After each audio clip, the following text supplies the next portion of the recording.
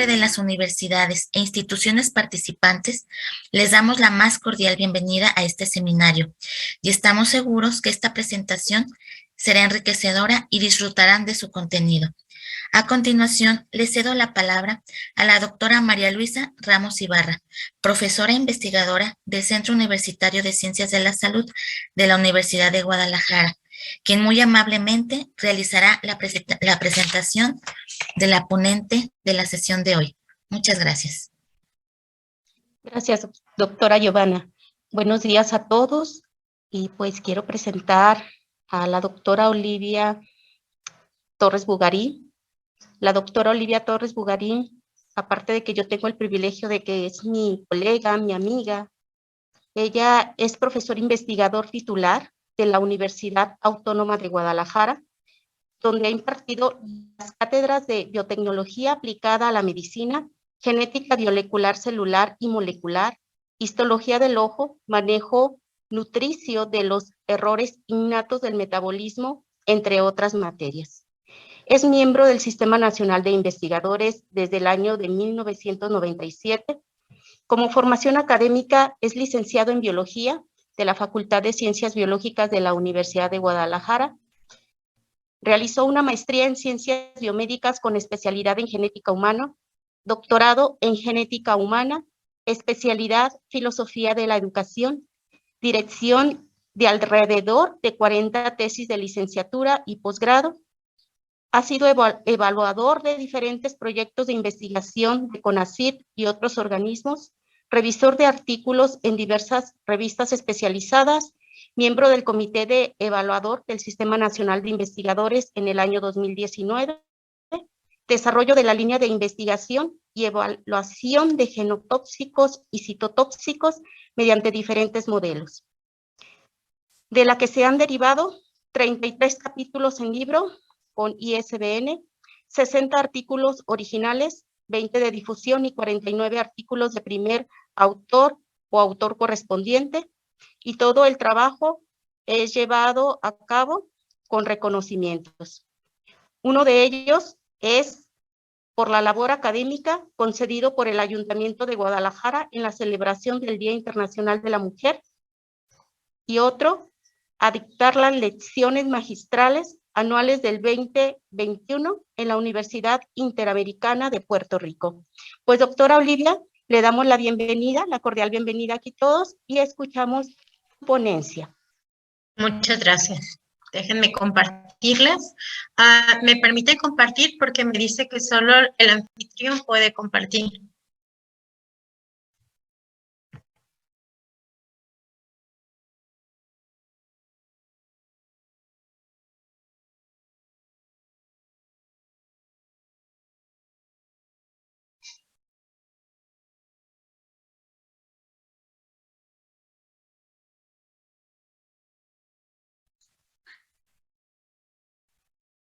Creo que ya, déjenme ponerlo grande.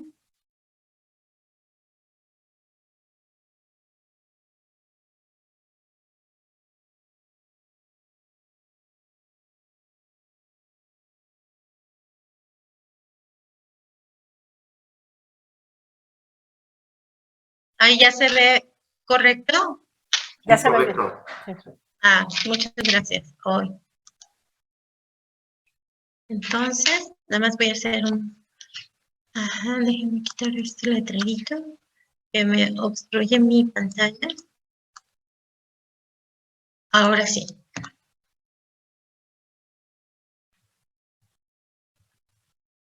Estoy haciendo pruebas para hacer los cambios de diapositiva porque ya no me está permitiendo hacer el cambio.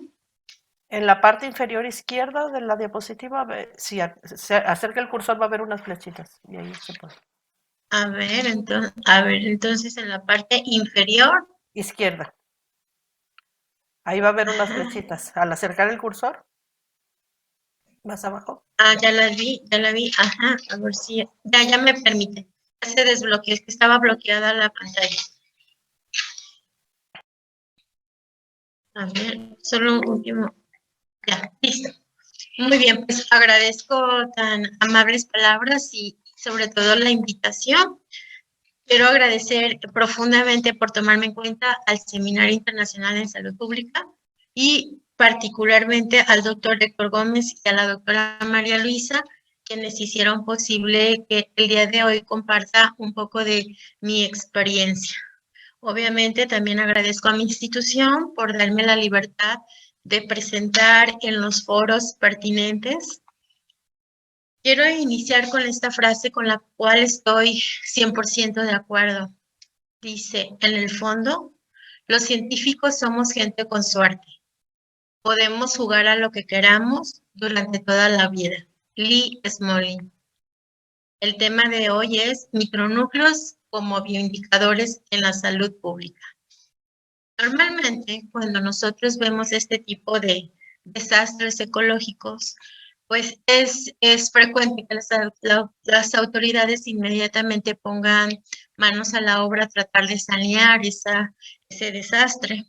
Es evidente para todo el mundo este tipo de daño y todos nos alarmamos, todo el mundo estamos al pendiente de que se hagan las limpiezas adecuadas. Sin embargo, hay un grupo de contaminantes denominados genotóxicos, los cuales cuando actúan son silenciosos, cuando normalmente nos damos cuenta o están presentes ya es demasiado tarde.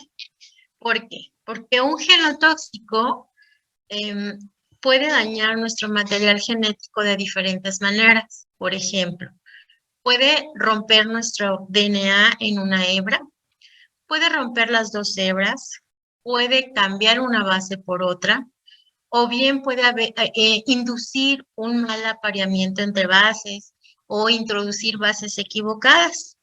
Todo esto da como consecuencia múltiples arreglos cromosómicos que son erróneos, bajo ciertos mecanismos, los cuales se engloban en un término que se llama cromoanagénesis, que en un momento se los voy a explicar y la relevancia que tiene en salud pública. Estos genotóxicos tienen la particularidad de que cuando afectan a una persona, no siempre de inmediato vamos a ver el efecto. Se puede observar años después o incluso puede ocurrir en cierto momento en nuestra vida, afectar a nuestras células germinales y por consecuencia afectar a nuestra descendencia. Estos agentes genotóxicos de los que les comento son capaces de inducir envejecimiento prematuro y muchas otras patologías como el cáncer, enfermedades autoinmunes, enfermedades neurodegenerativas e incluso recientemente está demostrado que también puede causar defectos del nacimiento. Estas sustancias o estos agentes los vamos a poder encontrar distribuidos prácticamente a cada paso que damos. Así, por ejemplo, se pueden estar en el aire, pueden estar en el agua, en la tierra, alimentos, medicamentos o incluso los mismos agentes biológicos, como los virus, pueden actuar como agentes genotóxicos. La pregunta es entonces, ¿cómo los vamos a evaluar? ¿Cómo los podemos detectar? ¿Cómo nos podemos proteger de ellos? Hay diferentes métodos, ninguno de ellos va a ser una prueba estrella. Entonces, vamos a separarlos en dos grandes grupos. El primer grupo de ellos es el método de cuantificación directa. El segundo método o el segundo grupo de métodos son los métodos que les llamamos indirectos, los cuales van a ser aquellos que utilizamos cuando evaluamos los efectos, esto a través de los bioindicadores. Cabe señalar que ninguna de estas pruebas es una prueba única, que con ella vamos a poder detectar o determinar los efectos. Tenemos que trabajar siempre en conjunto.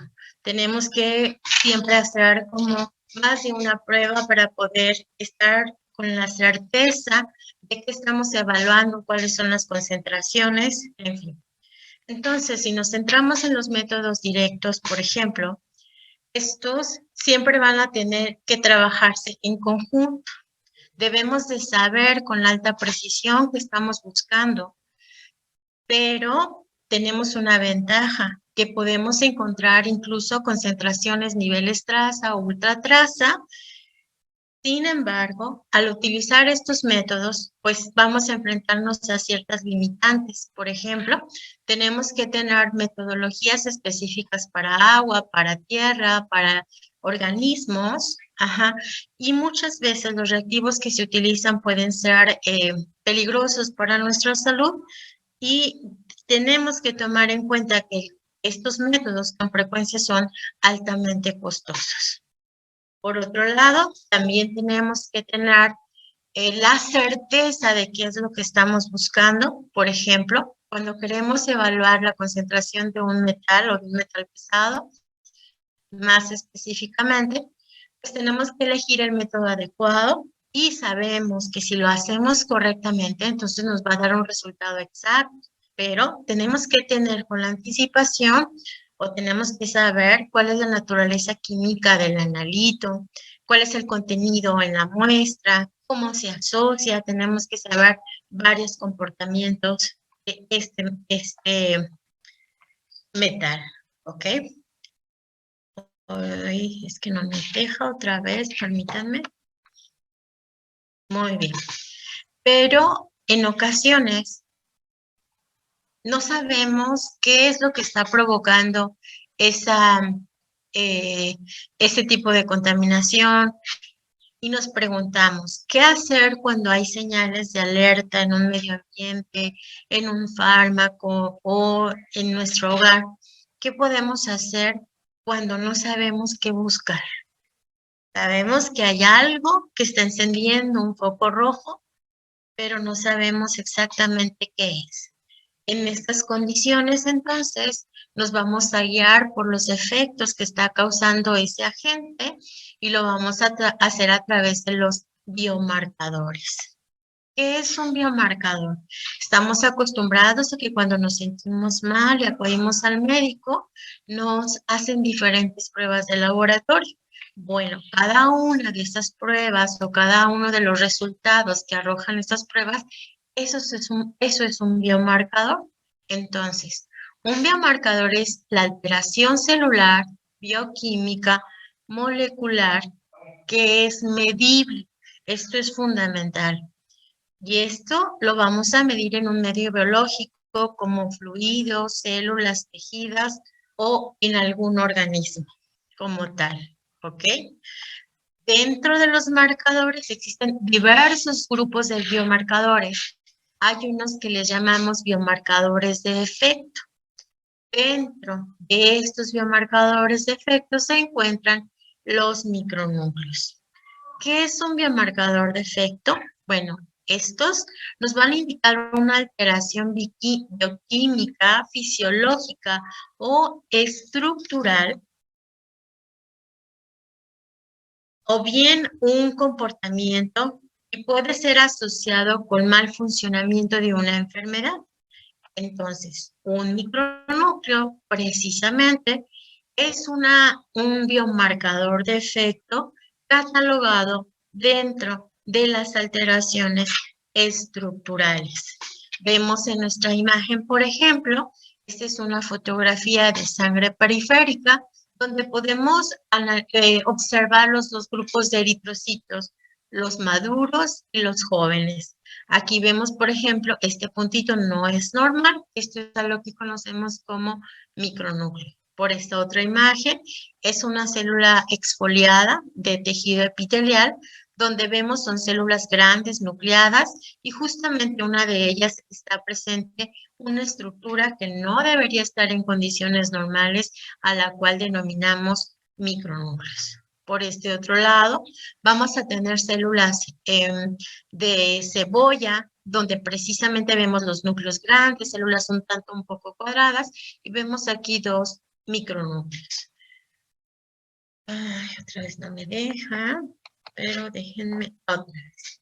Entonces, ¿qué es un micronúcleo? Esto es fundamental para después entender las consecuencias, ¿va? Esto es una célula en división, donde estamos ejemplificando el acarreo de los micronúcleos hacia los extremos.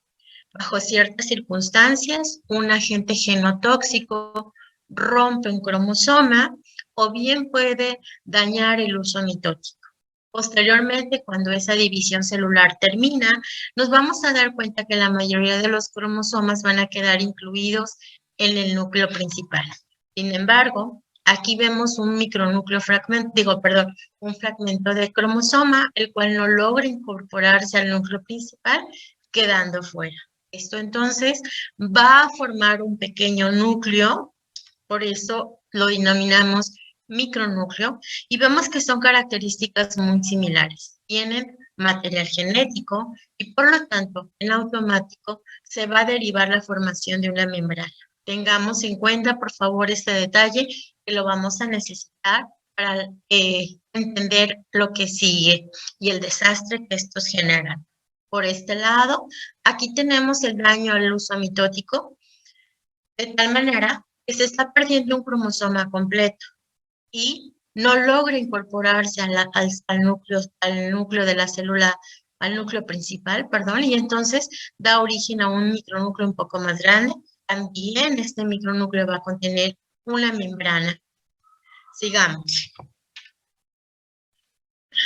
Entonces, estos micronúcleos se van a poder presentar o se generan en cualquier célula que se divida, pero normalmente nosotros vamos a trabajar en aquellas células a las que tengamos fácil acceso, como pueden ser las células exfoliadas de mucosa bucal. Esa es una alternativa, pero tenemos en realidad una infinidad de oportunidades. Vemos aquí claramente el núcleo. Esta es una fotografía que una servidora tomó.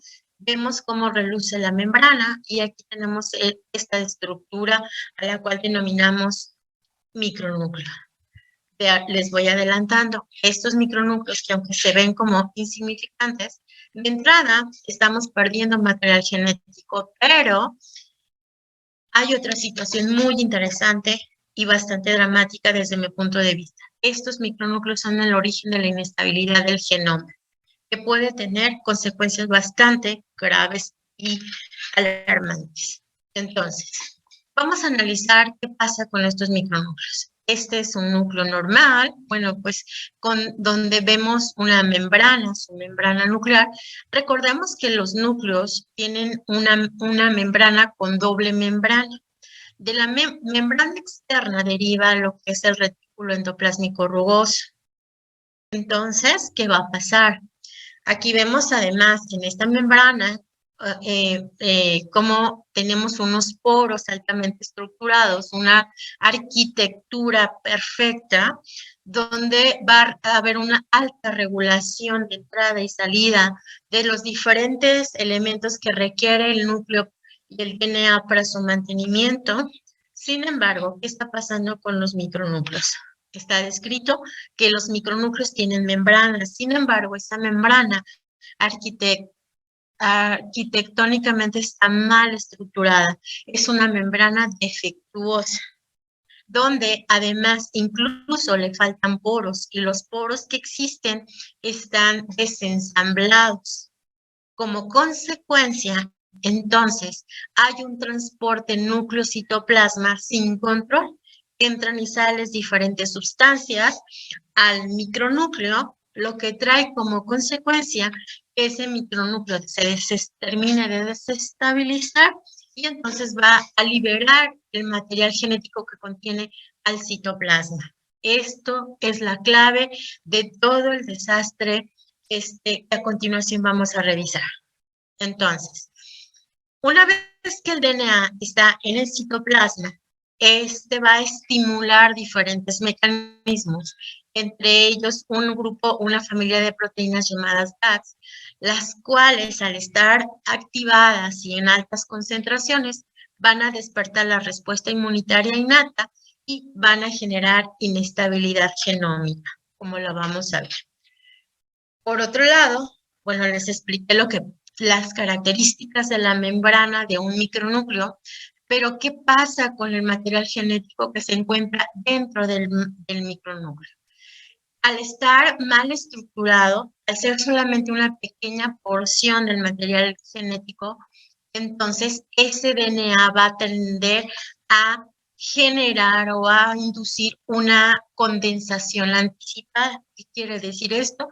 Recordemos las fases del ciclo celular donde vamos a tener G1, S, G2 y luego mitosis. Hasta que todas estas fases sean correctas, entonces vamos a entrar a mitosis.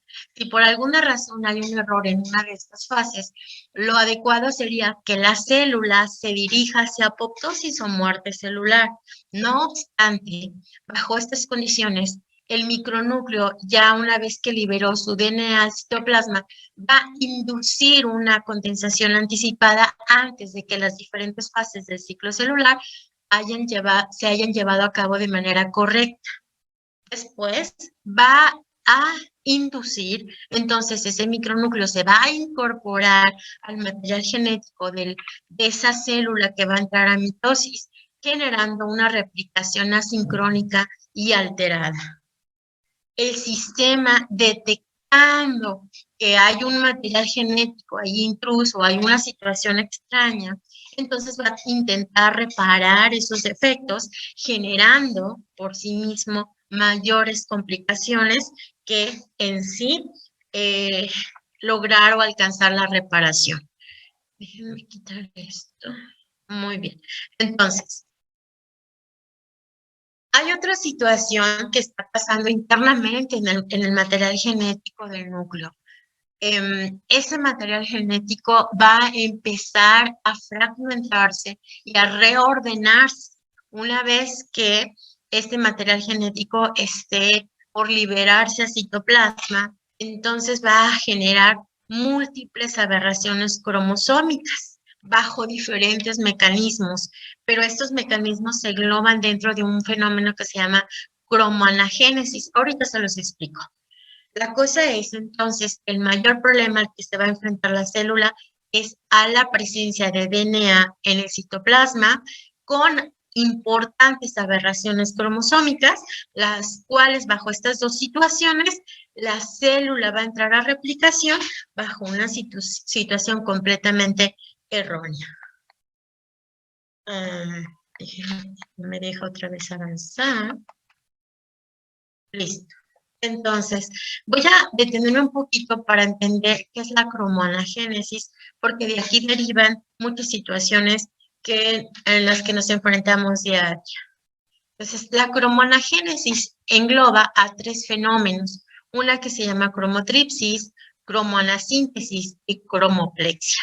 Estos tres fenómenos nos llevan a un caos genómico, donde ¿cómo se puede decir? Se encienden los sistemas SOS de reparación, pero ya es inútil cualquier situación que se pueda intentar la célula reparar. Al contrario, al tratar de reparar, vamos a agravar el problema. Estos tres fenómenos pueden ocurrir de manera simultánea, de manera independiente, pero lo interesante es que van a ocurrir solamente en una célula. Podríamos pensar que el que ocurre en una célula no es trascendente, sin embargo, esta es la clave, justamente. Perdón, sigamos para poder entender por qué es tan importante que aunque ocurre solo en una célula, las consecuencias son lamentables. Entonces, estos tres fenómenos ocurren en una célula, pueden ocurrir simultánea o asincrónicamente, generan diferentes patrones de complejidad cromosómica y algo bien interesante, y aquí es donde vamos a encender la alerta. Estos fenómenos están identificados en el 45% de los cánceres y casi en el 80% de los cánceres más agresivos. Ajá. Y entonces, este tipo de cáncer donde se están identificando este caos genómico, las personas tienen baja posibilidad de supervivencia. Recordemos que el cáncer surge a partir de una célula que ha acumulado múltiples mutaciones. Hasta hace poco los investigadores o los que se encargan de estudiar el fenómeno de cáncer tratan de explicar cómo es que una célula puede acumular tantas mutaciones. Un posible mecanismo es que esas mutaciones vayan ocurriendo una a una.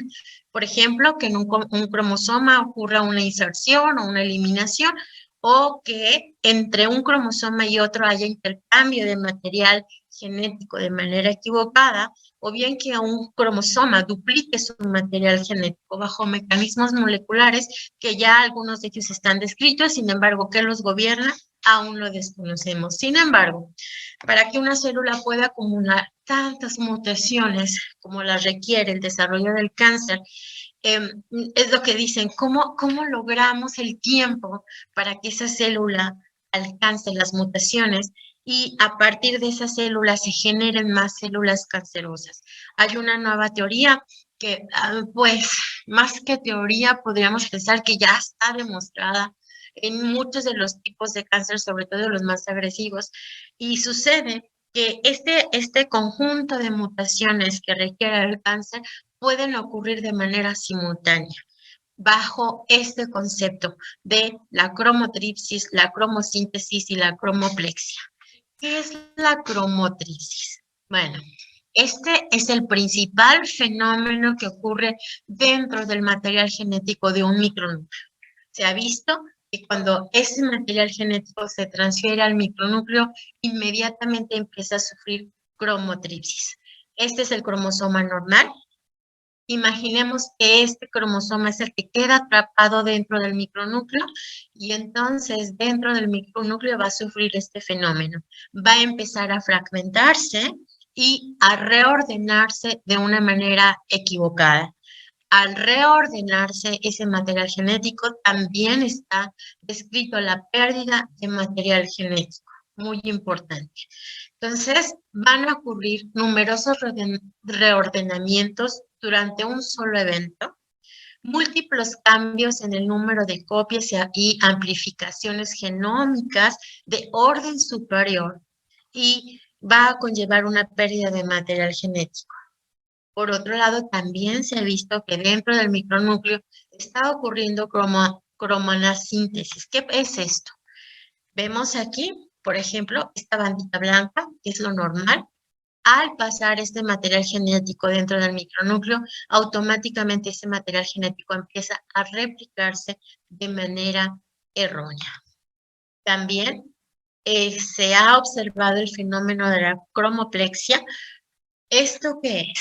Van a participar varios cromosomas a la vez. En cada uno de ellos hay un error, un fragmento, una deleción y esos material genético va a empezar a reordenarse de manera equivocada, teniendo como consecuencia múltiples translocaciones y al final cromosomas totalmente reordenados. Entonces, todos estos fenómenos que están ocurriendo aquí explicaría cómo una célula puede alcanzar las múltiples mutaciones que necesita para volverse cancerosa. Así, entonces, vamos a imaginar. Déjenme pasar una diapositiva.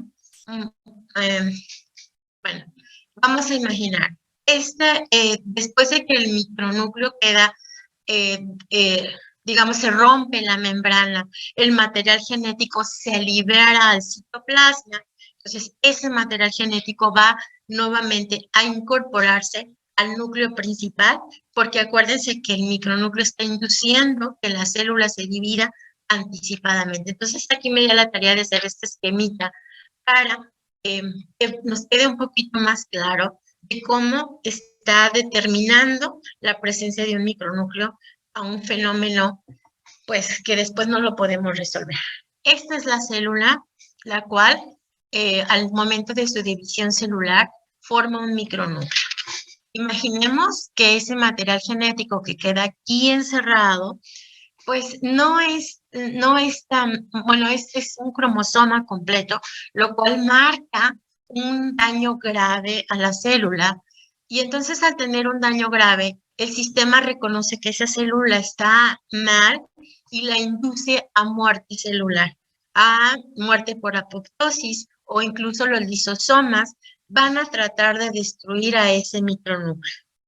Sin embargo, cuando el material genético perdido es pequeño, entonces la célula lo identifica como un daño leve y esto es el verdadero problema. La célula no destruye a ese micronúcleo, no se muere la célula y el proceso continúa. Entonces, bajo un daño del DNA denominado como leve, va a empezar ese material genético que está dentro del núcleo con el fenómeno de cromotripsis, donde recordemos es un reordenamiento y pérdida de material genético. Este reordenamiento va a tender a acumular alteraciones genómicas, pero además va a inducir la liberación de ese material genético al citoplasma.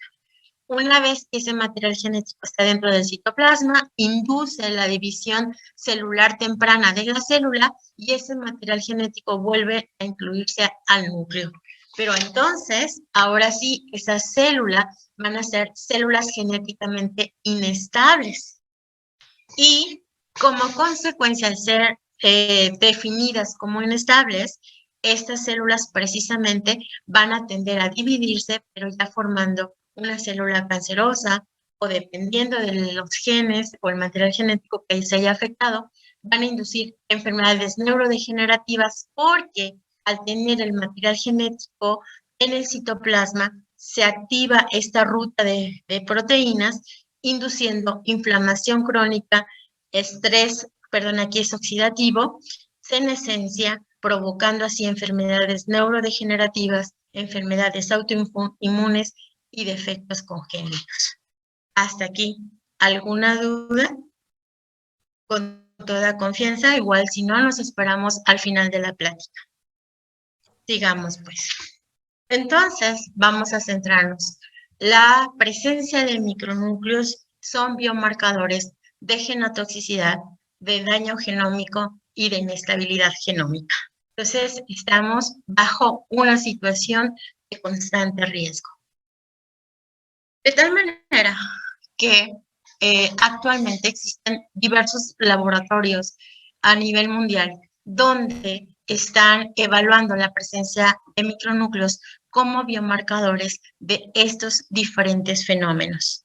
Y ahora me voy a centrar precisamente en la versatilidad que tiene evaluar la presencia de micronúcleos y considerarlo como una prueba. Les comento que ya tengo 28 años trabajando con la prueba de micronúcleos y aún no sé si realmente me gusta trabajar con esta técnica, pero les puedo decir que me da de comer y además me apasiona seguir trabajando con ella. Y les digo, no sé todavía si me gusta del todo, espero comprobarlo de aquí a 30 años más. Son mis planes continuar trabajando con esta técnica. Esta técnica, como les comentaba, los micronúcleos se pueden evaluar en cualquier célula que se divida, siempre y cuando nosotros tengamos acceso a esa línea celular. Entonces, una de las líneas celulares que se utilizan con mayor frecuencia gracias a su accesibilidad, pues son los linfocitos. De tal manera que tomamos una muestra de sangre periférica, cultivamos linfocitos y los inducimos a que se dividan, de tal manera que al momento de dividirse, pues podemos ver estas estructuras que vemos aquí, consideradas como micronúcleos. Entonces, imaginemos que tenemos una población que está en riesgo, por ejemplo, que trabaja en los campos o que trabaja, no sé, en una fábrica de asbesto. Entonces, tomamos su muestra y vemos si tiene o no la presencia de estas estructuras, o bien otra manera de acercarnos y evaluar sustancias es cultivar estos linfocitos, agregar, por ejemplo, alguna nanoplata y ver si esa nanoplata induce la formación de estas estructuras. Obviamente, trabajar linfocitos requiere una campana, requiere tener la habilidad, requiere tener todos los medios de cultivo y pues esto hace que la prueba sea un poquito más costosa. También se puede aplicar, por ejemplo, en un modelo muy sencillo que es la cebolla, la cual la ponemos a que sus raíces crezcan, cortamos los extremos de las raíces y entonces vemos si esas células se dividen y podemos cuantificar los micronúcleos. Muy bien. Otro tejido que es en donde me voy a extender un poco más son las células epiteliales, las células exfoliadas de tejido epitelial. Uno de los tejidos a los que tenemos mayor acceso, que no nos representa mayor problema más que tomar un pequeño raspado de la mucosa de la mejilla interna, donde el paciente coopera porque no tiene dolor, lo podemos hacer en niños y es un método pues realmente poco invasivo y sin dolor, ¿ok? Pero también lo podríamos hacer en cervix, por ejemplo, bajo técnica de Papa Nicolau, o en células urotheliales recuperando la orina. En fin, al hacer usar este tipo de tejidos, vamos a ver células muy grandes, con el núcleo bien definido, y por lo tanto nos va a permitir fácilmente identificar cualquier estructura presente diferente al núcleo. También lo podemos trabajar en sangre periférica, nada más que es importante considerar ciertas cosas, ¿va? Aclaro. Entonces, cuando voy a trabajar sangre periférica, imagínense aquí tenemos un modelito, un animal, lo que ustedes quieran, hacemos un pequeñito corte para que nos dé una gotita de sangre. Con esa gotita hacemos un frotis fácilmente y teñimos, lo observamos al microscopio y empezamos a contabilizar las células. Sin embargo, aquí hay que considerar que en algunos mamíferos el vaso funciona como coladera y va a retirar de sangre periférica todos los eritrocitos anormales, como ocurre en el humano. Entonces sí tenemos que tener ciertos puntos para tomar en cuenta cuando queremos aplicar esta técnica en eritrocitos de sangre periférica.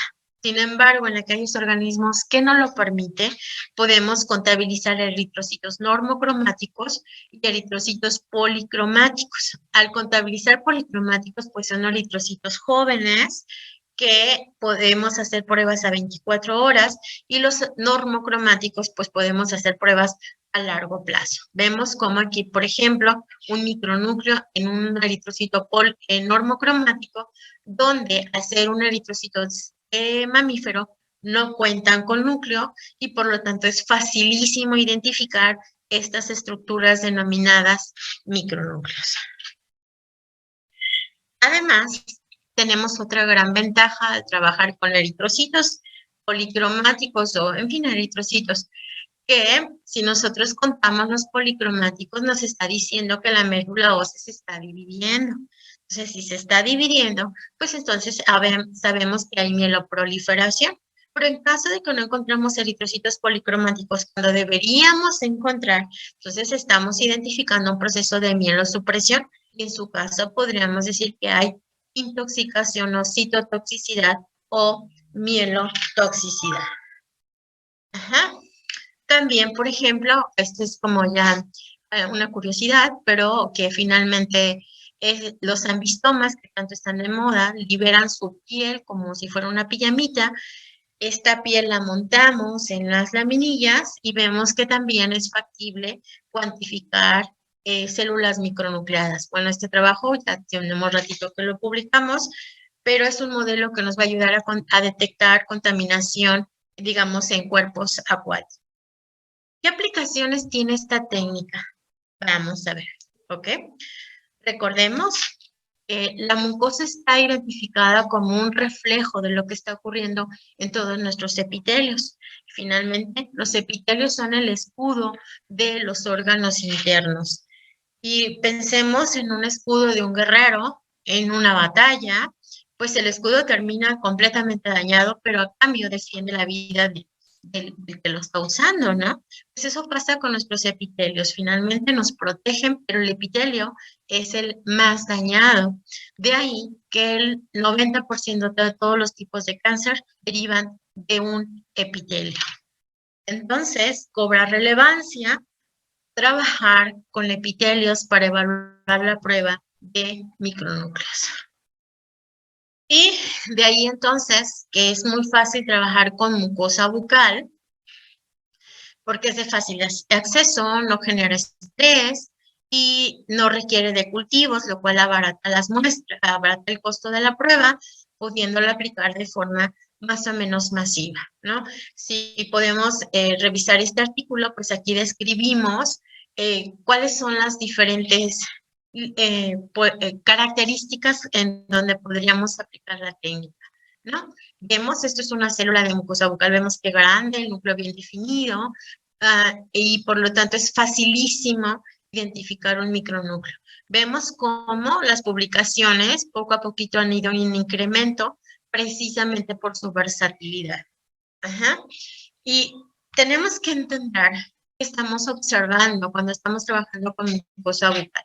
Bueno, es un epitelio estratificado plano, sin queratina, y que finalmente las células se dividen, están en la capa basal, justamente en esta línea celular. Aquí es donde se generan los micronúcleos, que si recordamos, esas células, aquí ocurre la división celular, entonces una célula se va a ir hacia la superficie y la otra se va a seguir manteniendo de reserva para seguir restituyendo este epitelio.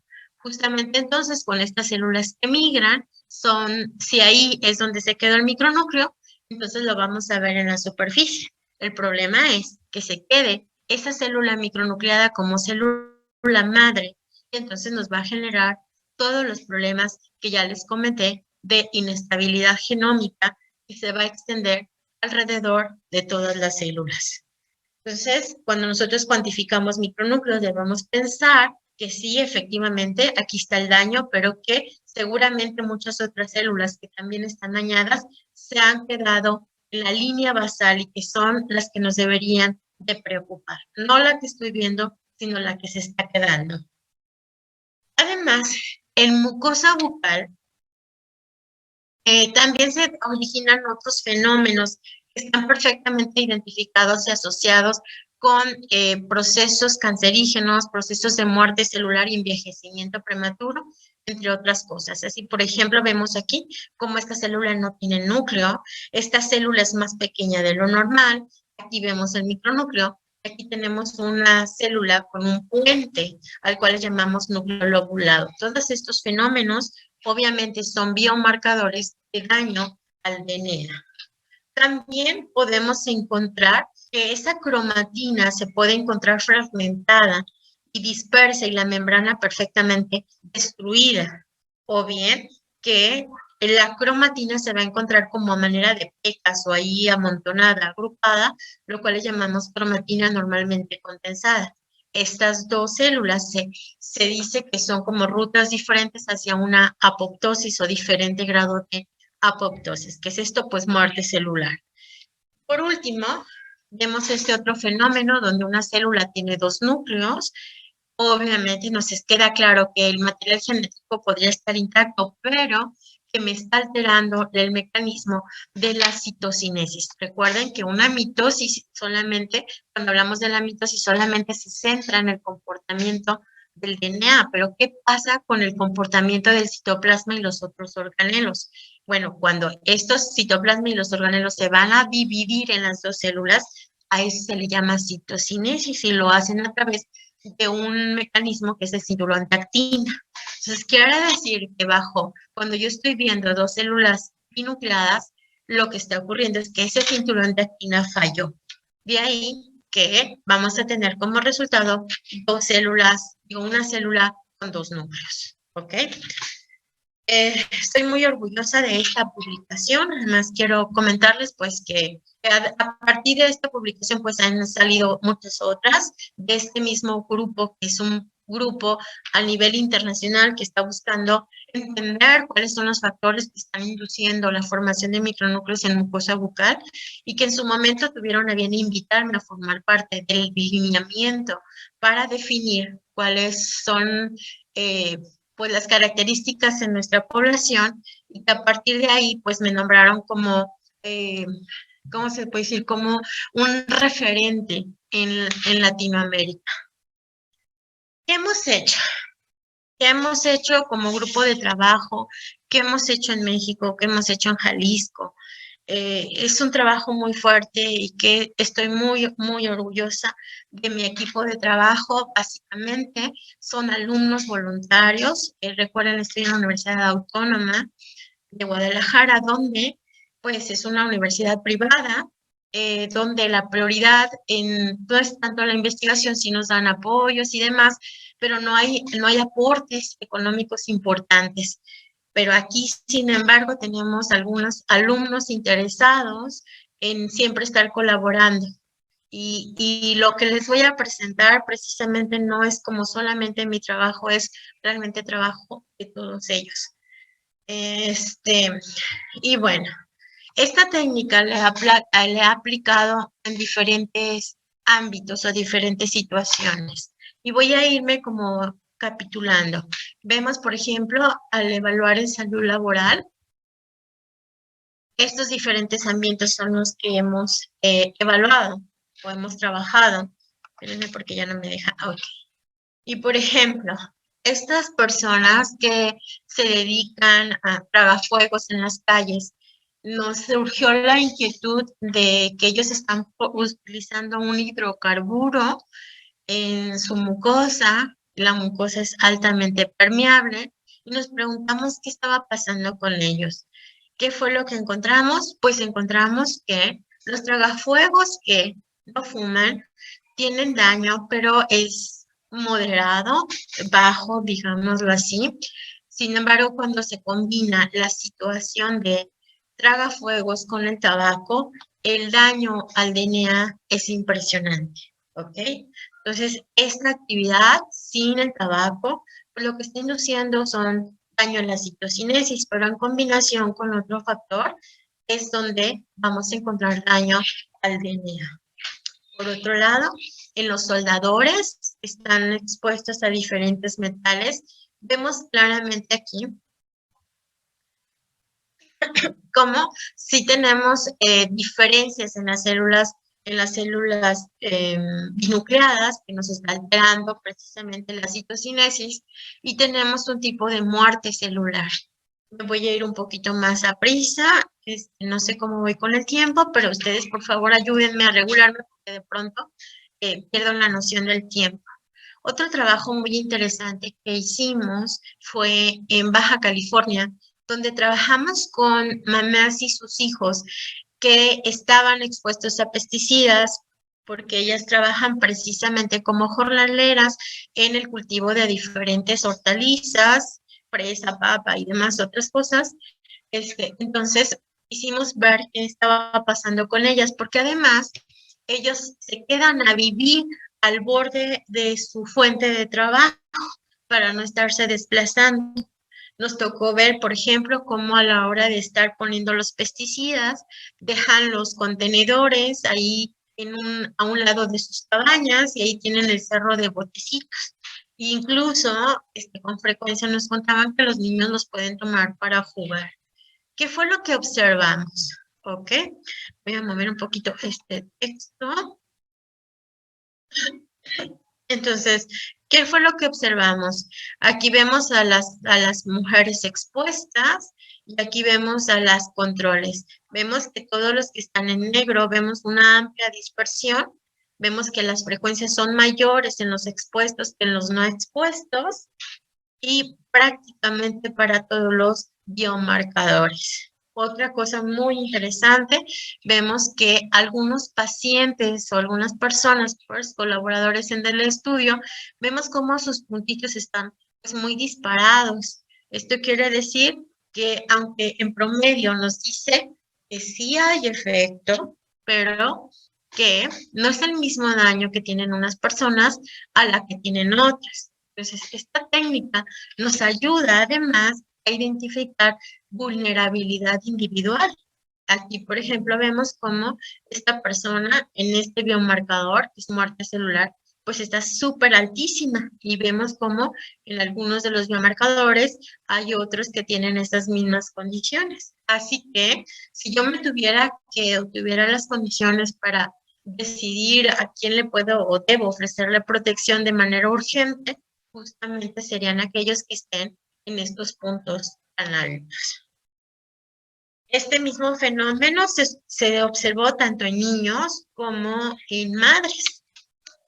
También aquí tenemos este trabajo donde lo llevamos a cabo en personas que trabajan la carpintería, en locales familiares, por decir algo, son negocios familiares. Si nos damos cuenta, están proliferando este tipo de negocios, están poniendo sus negocios en las cocheras de su casa o en un cuarto de su casa, donde no tienen las condiciones propias, no tienen la ventilación, no usan las mascarillas, no tienen sistemas de protección adecuados. Y ellos mismos les pregunté, ¿por qué no usan ustedes sus mascarillas? Pues a manera de nada más de como estoy por curiosidad, ¿no? Y pues es que me estorban, es que no me dejan respirar, es que, o sea, cuestiones de esa naturaleza, ¿no? Estando conscientes de el daño potencial que podrían estar recibiendo. Y vemos que en efecto, pues todos los carpinteros, que también son el grupo de puntitos negros, vemos pues como si hay diferencias estadísticamente significativas en la mayoría de los biomarcadores y que también obviamente en cada uno de ellos hay personas vulnerables. Aquí, por ejemplo, en este puntito gris, pues de las personas controles, que se supone no están expuestos, pero a mí me llamaría la atención esta persona yéndome al expediente, a ver, ¿en dónde trabajas? ¿Qué haces? ¿Por qué tienes este biomarcador tan alto? Y sí, en efecto, sí encontramos una respuesta y él precisamente, una de las puntos que localizamos es que esta persona, déjenme recordar, a lo mejor ahorita, em, ¿qué era lo que hacía esta persona? No me acuerdo, creo que consumía como 20 cigarros al día, pero no me acuerdo con precisión. Pero bueno, finalmente este trabajo ahorita está en proceso de publicación. Esperemos en Dios tener suerte. ¿Ok? Bueno, otro aspecto que nos hemos dado a la tarea de evaluar, pues son los estilos de vida, ¿no? Por ejemplo, evaluamos a personas que hacen ejercicio de manera intensiva, pero solamente con suplementos como proteína y cosas así. Y vemos cómo el promedio de ellos pues se mantiene en un valor estable y normal. Sin embargo, también nos dimos a la tarea de evaluar el consumo de anabólicos. Ellos toman unas dosis altísimas de anabólicos. Por ejemplo, toman testosterona una vez a la semana. Cuando en pacientes con problemas de fertilidad toman esa misma dosis, pero una vez por mes. Ellos repiten este ciclo por 4 semanas, descansan una y vuelven a tomar otras 4 semanas. Además de tomar testosterona, también toman algunos otros anabólicos, pero de uso veterinario.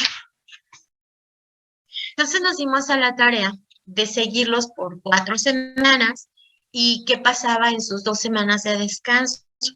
También cuando iniciamos este estudio, cabe hacer la aclaración que solamente incluimos a aquellas personas que nunca habían tomado anabólicos.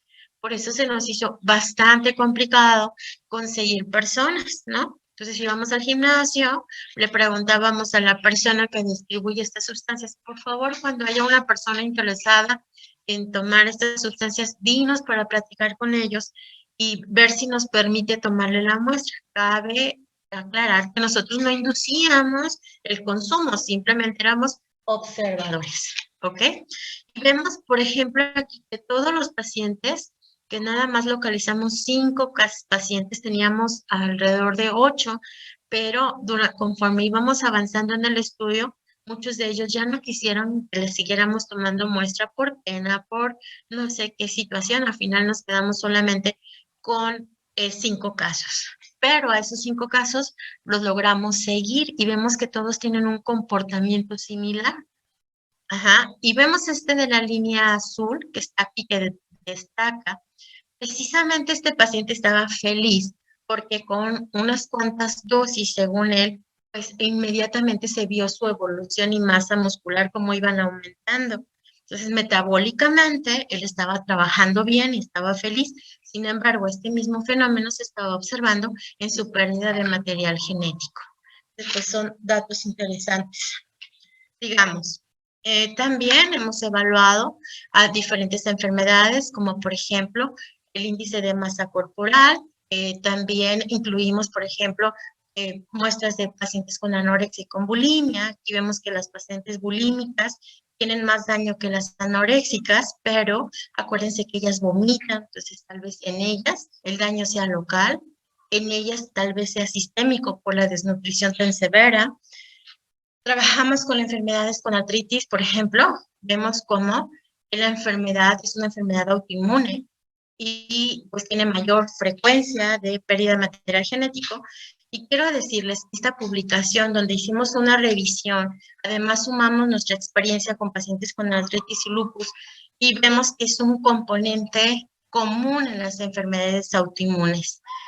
Hoy, en el 2020, publican este artículo donde discuten ampliamente nuestro trabajo y precisamente les da una herramienta interesante para decir precisamente que los micronúcleos son un factor importante para desarrollar las enfermedades autoinmunes. Vemos aquí, por ejemplo, qué pasa con pacientes con cáncer de mama. Precisamente lo hicimos con el doctor Aurelio en la Universidad Autónoma de Nayarit. Y bueno, me dicen que ya me queda poco tiempo. Voy a adelantar un poquito estas diapositivas porque quiero comentarles algo. Dado la preocupación entonces de decir, hay muchas personas que estamos expuestos a sustancias genotóxicas y que no sabemos dónde están, cuáles son.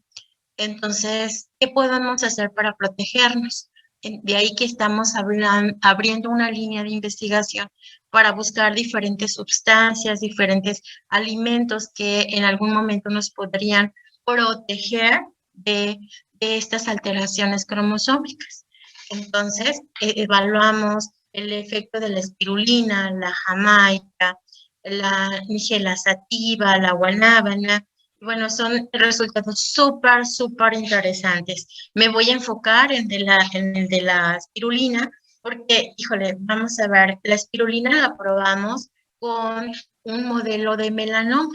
El melanoma, como ustedes sabrán, es uno de los tipos de cáncer más agresivos con los que actualmente están descritos y que cuando se detecta ya es muy tarde. Entonces, no tenemos muchas maneras de tratar las personas con melanomas. Vemos, por ejemplo, que el melanoma está induciendo una inestabilidad genómica impresionante. Estos son los ratones normales y esto es lo que está ocurriendo con un ratoncito con melanoma. Al momento en que les vemos aquí como de tener la frecuencia de micronúcleos de un ratón normal de alrededor de 14, cómo se incrementa casi al doble o más del doble. Estamos hablando de la inestabilidad que está generando el melanoma. Y vemos, este es el pico de los ratoncitos sin tratamiento. La línea que está en café son los ratoncitos que tratamos con espirulina. ¿Sí? Igual, al final los ratoncitos se nos murieron. Sin embargo, vemos cómo la inestabilidad genómica sí disminuye.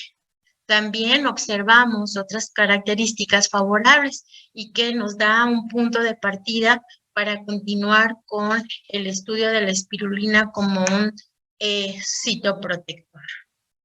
Por otro lado, también la aplicación de las pomadas tópicas es un problema porque se administran a diestra y siniestra. Primero montamos el modelo de aplicar las pomadas en piel y hoy en día estamos probando la hidrocortisona y la betametasona entre muchas otras pomadas que son de uso común y vemos cómo las pomadas que si leemos la descripción de los fármacos, ahí dice la leyenda que se metabolizan solamente superficialmente. Sin embargo, nosotros al aplicarlo a los ratoncitos vemos que estos fármacos están penetrando a médula ósea y que están generando, por un lado, citotoxicidad y genotoxicidad. La línea amarilla son los ratoncitos controles, todas las demás líneas son precisamente los ratoncitos tratados con una u otra pomada. Y bueno, también la técnica la hemos aplicado para evaluar diferentes modelos animales que nos ayuden a monitorizar el medio ambiente bajo diferentes circunstancias, agua, tierra, aire, en fin. Entonces, con esto, quiero decirles pues que mi historia continúa y que quedo completamente a su disposición para cualquier comentario.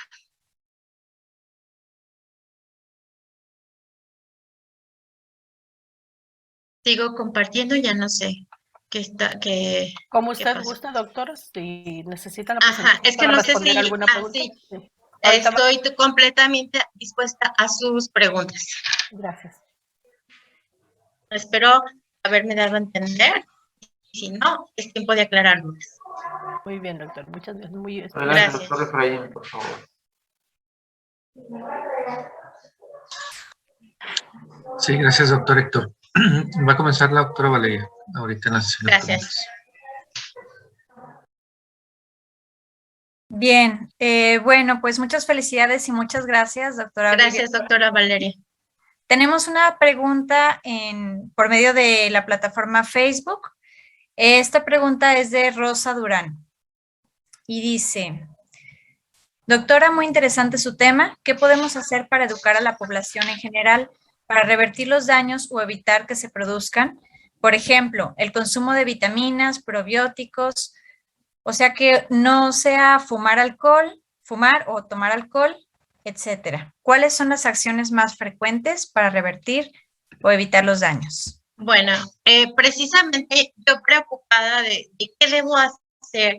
A ver, yo me pongo mis hijos, yo qué debo hacer con ellos, cómo me puedo proteger si no sé dónde están los tóxicos. Entonces empecé a hacer una búsqueda de la literatura y nos encontramos que el consumo de ácido fólico y vitamina C precisamente son antioxidantes muy potentes y que precisamente el consumo de ellos tienden a disminuir la frecuencia de micronúcleos y por lo tanto de la inestabilidad genómica. Entonces, de ahí me di a la tarea de hacer una revisión sobre el ácido fólico y me di cuenta de todas sus bondades, además de que es un antioxidante bastante económico, muchísimo más económico que la vitamina C. Entonces, tal vez valdría la pena que tomemos con frecuencia el ácido fólico, que lo comentemos con algún médico, algún nutriólogo y nos sugiera cuál sería la dosis adecuada para nosotros. Muchas gracias, doctora Olivia. Gracias. Respecto a esta respuesta muy interesante que nos da, ¿hay alguna publicación o algún artículo que nos podría compartir o recomendar para también dárselo a la población? Hay una publicación de una servidora, Olivia Torres Bugarí, que habla sobre el ácido fólico y hago una comparación entre la vitamina C y las diversas cuestiones en que nos puede ayudar el consumo de ácido fólico. Entonces, ahorita no me acuerdo con precisión del nombre, simplemente es usar el buscador de su elección, Olivia Torres Bugarí ácido fólico, y lo van a encontrar fácilmente. Bien, muchas gracias. Gracias. Aquí en Facebook también tenemos muchas felicitaciones. Gracias. Comentarios, que es excelente el tema, la información muy valiosa de parte de Marta Beatriz Liceaga y también, pues al parecer todo muy sencillo de comprender. Gracias. No hay tantas preguntas en Facebook. No sé si el doctor Efraín Chavarría tenga por ahí otras preguntas. De manera presencial, el doctor, Osmael Layave León tiene levantada su mano. No sé si gusta realizar alguna pregunta. Sí, muchas gracias. Muy interesante el trabajo, los trabajos que ha expuesto la doctora Olivia Torres. Gracias, doctor. Nosotros hemos estado trabajando con algunos otros biomarcadores específicamente relacionados con la exposición a metales pesados. Y nos llamó la atención que, por ejemplo, hay un biomarcador de efecto, que es la actividad de la enzima ácido deltamino-lebulínico deshidratasa, que en los artículos que habíamos estudiado, se alteraba la actividad de esa enzima con niveles de plomo en sangre alrededor de 5 microgramos por decilitro. Sin embargo, nosotros encontramos que la alteración ocurría en mujeres embarazadas, hicimos el trabajo, y con niveles de plomo en sangre de 2 microgramos, 2.2 microgramos por decilitro.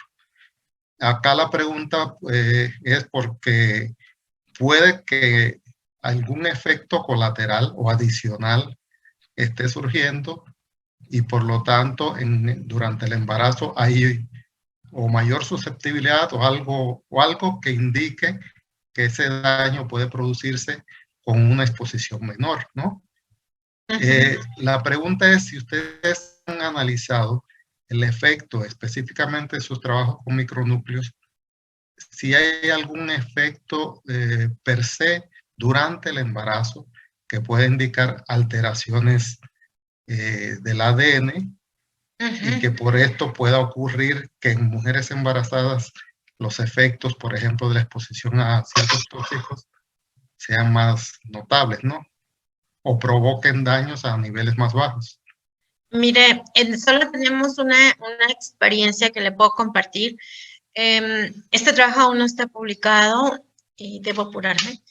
Trabajamos con mujeres embarazadas antes, digamos, en los primeros meses del embarazo y les hicimos un seguimiento. Y luego comparamos su frecuencia.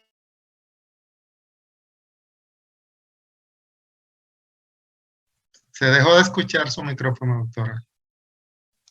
¿Ahí ya me escuchan? ¿Sí? Sí, ya se escucha. Ah, ok. Sí, me estaba desactivado mi micrófono. Digo, trabajamos con mujeres embarazadas a las que les hicimos un seguimiento desde los primeros meses del embarazo y comparamos su frecuencia de micronúcleos con las mujeres no embarazadas. Y pareciera como que el embarazo está generando un sistema protector, porque encontramos menos micronúcleos que en las no embarazadas, al menos en la población que estudiamos, pero sí hay mucho más que hacer. Es la única experiencia que le puedo compartir con la que nosotros hemos trabajado. Sin embargo, trabajamos con pececitos en el medio ambiente, en donde evaluamos la concentración de metales, y uno de los metales que predominaba en ese medio ambiente, si mal no recuerdo, era el arsénico y el plomo, y justamente en estos peces sí hay daño micronucleogénico. Gracias, doctor. De nada, doctor Ismael.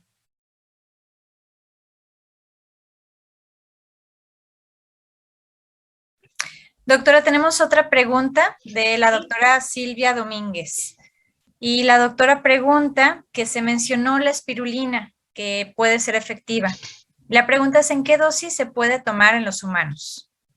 Nosotros trabajamos con un extracto de espirulina, un ultracentrifugado que está trabajando un biólogo, que él a su vez lo utiliza para uso humano en diferentes concentraciones. Entonces, nosotros no utilizamos la espirulina como tal, o las pastillas o las tabletas que venden, sino es este centrifugado, donde ya lo tenemos en altas concentraciones. El biólogo que da como suplemento alimenticio recomienda es intramuscular o una aplicación cada semana, según las circunstancias. Muy bien, muchas gracias. Tenemos también otra pregunta bueno, más bien es una felicitación de Guadalupe Guzmán. Felicidades a la doctora. Mi duda: ¿cómo la guanábana y la jamaica pueden disminuir la formación de micronúcleos? Y es que hay una cosa bien interesante. Resulta, pues, que como estuvimos trabajando, nosotros trabajamos el extracto de la guanábana, porque pues se menciona que el extracto y la jamaica se utilizan o tienen propiedades anticancerígenas. Entonces, el trabajar el extracto de la guanábana fue complicado porque es muy aceitoso. Sin embargo, en las condiciones en que nosotros la trabajamos, presentó efectos citotóxicos. Entonces, tenemos que afinar nuestro modelo para saber si efectivamente podemos encontrar efectos citoprotectores.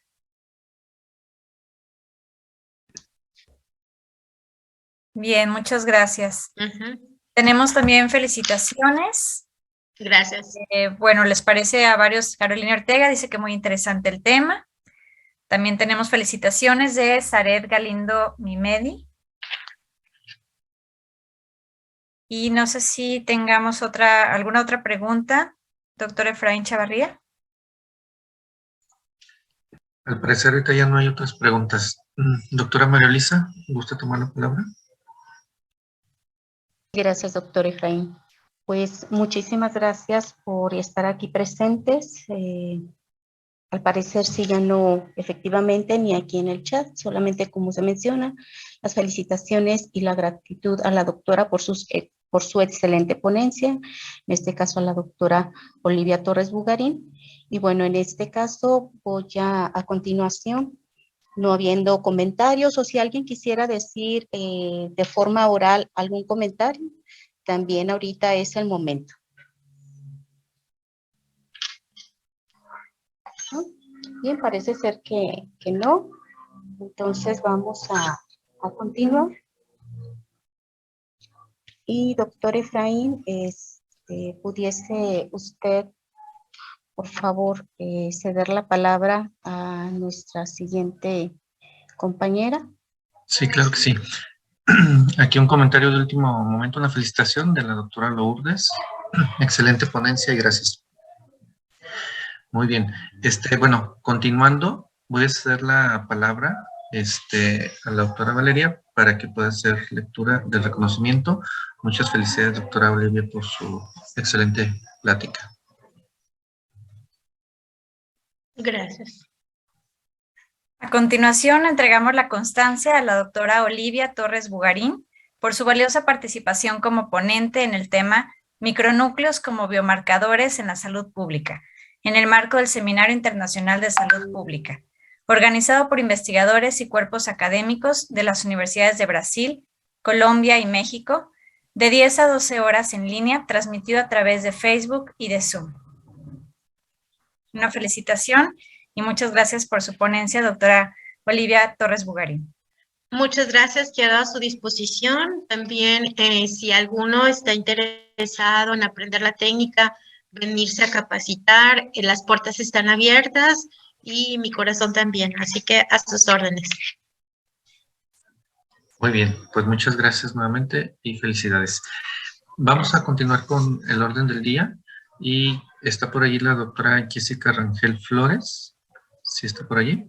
Sí, aquí estoy. Muy bien, voy a cederle la palabra para que realice la invitación a la próxima sesión. Muchas gracias. Buenos días a todos y a todas. Pues muy contenta de poderles convocar a la siguiente sesión, que la planeamos en el marco del 8 de marzo, Día Internacional de la Mujer, un tema que nos atraviesa a las mujeres, tanto a quienes nos dedicamos a la salud pública como a las mujeres en general. El tema de la siguiente ponencia es la paradoja del cáncer cervicouterino, importancia de la capacitación, calidad e innovación. Las ponentes serán dos doctoras muy reconocidas de aquí de la Universidad Autónoma de San Luis Potosí, la doctora Sandra Olimpia Gutiérrez Enríquez y la doctora Yolanda Terán Figueroa, que pertenecen al Cuerpo Académico Consolidado de Cáncer Cervicouterino y han sido ampliamente reconocidas por aportar a la innovación en la toma de la muestra y garantizar los mejores resultados para las mujeres. Entonces, se quedan cordialmente invitadas e invitados. Muchas gracias. Muchas gracias por la invitación, doctora Jessica. Bueno, aquí de manera extemporánea, la doctora Gabriela Carrillos vuelve a felicitar a la doctora Bugarín, también la doctora Valeria y la doctora María Luisa Ramos. Regreso la palabra al doctor Héctor Alfonso para que se realice el cierre del evento. Sí, pues les agradezco mucho a todos los presentes y pues damos por concluida la sesión del día de hoy. Muchas gracias, doctora Olivia. Gracias. Quedamos invitados para la próxima reunión que ya nos comentó la doctora Jessica. Buenos días y muchas gracias.